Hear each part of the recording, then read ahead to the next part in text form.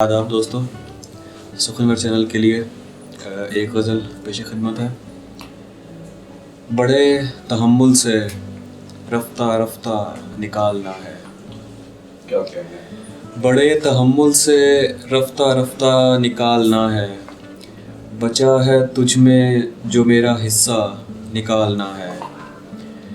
ये रूह बरसों से दफन है, तुम मदद करोगे। ये रूह बरसों से दफन है, तुम मदद करोगे। बदन के मलबे से इसको ज़िंदा निकालना है। नज़र में रखना कहीं कोई गमशनास गाहक।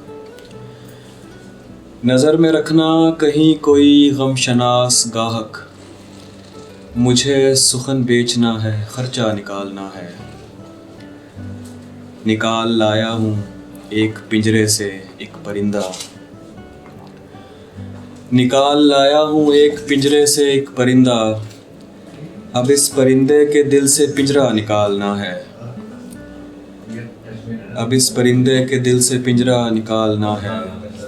ये 30 बरसों से कुछ बरस पीछे चल रही है। ये 30 बरसों से कुछ बरस पीछे चल रही है।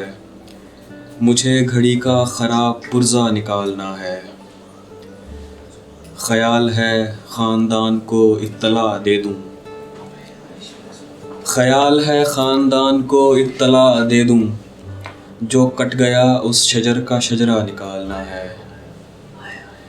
मैं एक किरदार से बड़ा तंग हूँ कलमकार।